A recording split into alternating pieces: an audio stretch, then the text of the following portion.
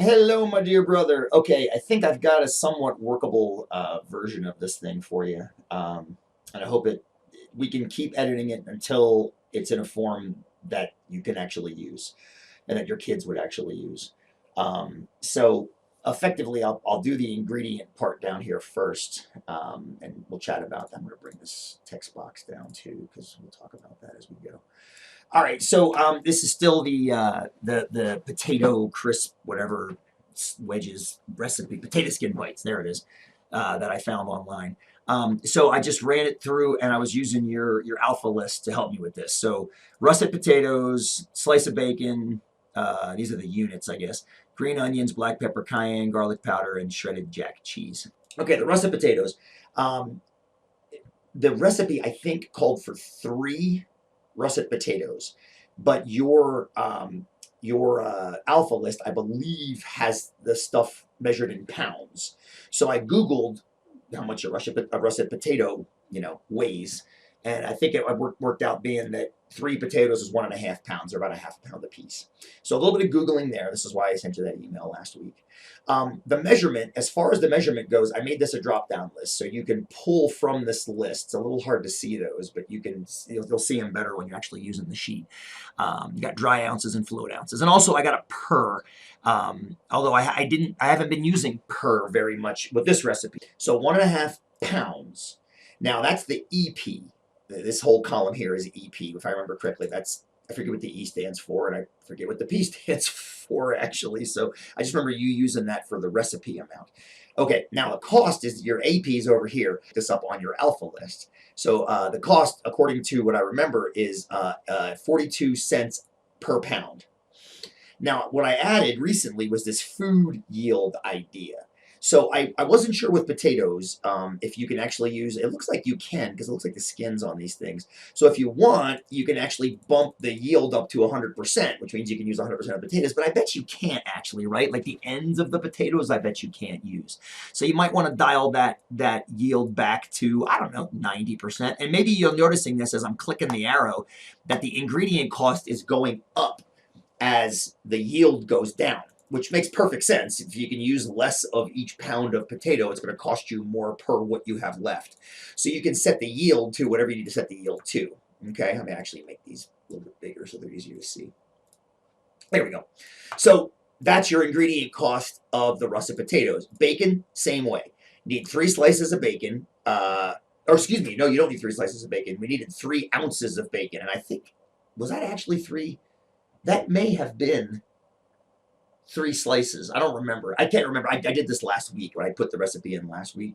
I wasn't sure about bacon either because I know when you cook it, it gets lighter.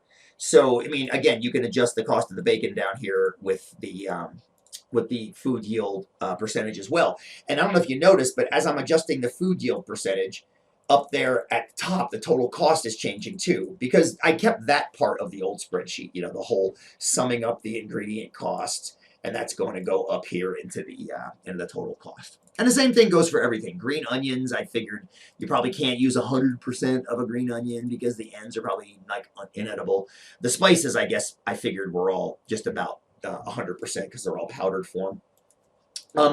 Black pepper, I think I used black pepper and cayenne. The recipe called for a pinch. I put a little note over here about pinches. Just use 0.36 grams because pinch isn't one of the things that Excel can actually do. Garlic powder was in grams as well.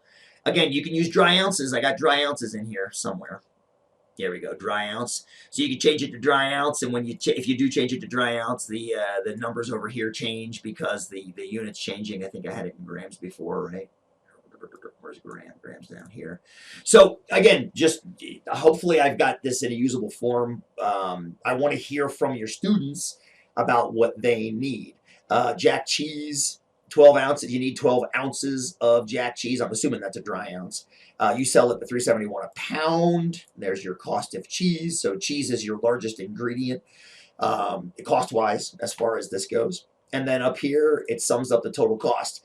And the only thing I did differently, I let you put the sale price in up here.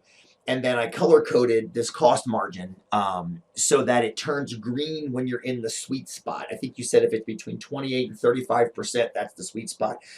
Right now, selling it for 8, the cost margin is not enough to cover that, so you have to make it more expensive. So let's make it $10. $10 is almost there, but not quite. Let's make it 12. Oops, sorry about that. Let's make it 12's not quite. How about 12.50? There you go. 12.50 gets you into the sweet spot. So there's your 34. And I think if you make it too expensive, then it's too expensive. So let's make it $30. Now you're on the other side of the cost margin.